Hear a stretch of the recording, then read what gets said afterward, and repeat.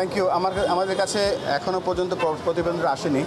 প্রতিবেদনটা আসার কথা আছে সামনের সপ্তাহে, আসার পরে আমরা সিদ্ধান্ত নেব। আর I am 100% aligned with sir Alex Marshall that we have to protect this game. আমাদের ছেলেরা মেয়েরা যারা ক্রিকেট খেলে সেই জন্য সেটা আমাদের প্রধান লক্ষ্য। এবং এখানে আমরা, আপনারা জানেন আমাদের চার্টার আছে, সেখানে ক্রিকেট ইন্টিগ্রেটেড এডুকেশন রেখেছি। সারা দেশের যত ক্রিকেটার খেলবে, যত ক্রিকেটের যারা অফিসিয়ালস আছে সবাইকে আমরা এডুকেশনটার সাথে সাথে দেবো, সো দ্যাট তারা জানে এবং জানবে যে বাংলাদেশের ল, ইসলামিক ল, রিলিজিয়াস ল, ভ্যালুজ সব কিছু মিলিয়ে আমরা চেষ্টা করব যে এই খেলাটাকে কীভাবে আরও সুন্দর করে প্রোটেক্ট করা যায়।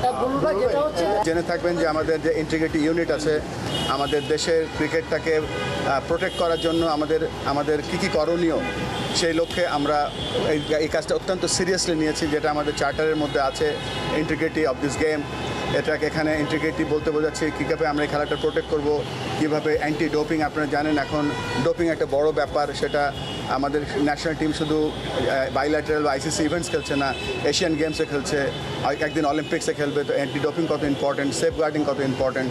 সো আমাদের এক্সটার্নাল একজন very senior x ICC general manager Alex martial is here two.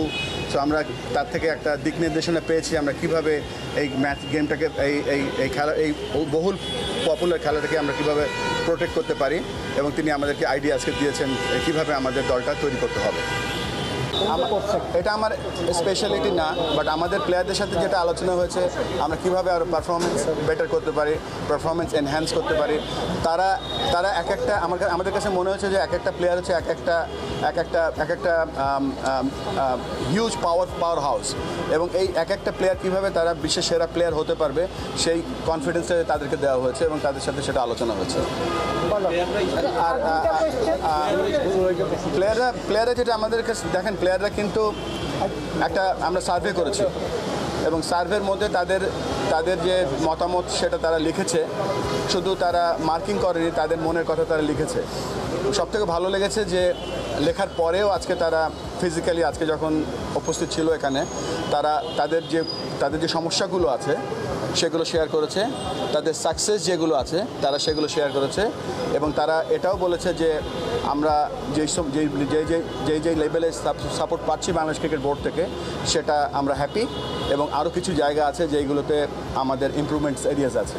তো একটা জিনিস ভালো মনে হচ্ছে যে এন্ড অফ দ্য ডে আজকে টুডে আমরা যে একটা দল হারলে খালি খেলোয়াড়রা হারে না, কর্মকর্তারা হারে, সেটা আমরা আজকে বোঝাতে পেরেছি সকলকে।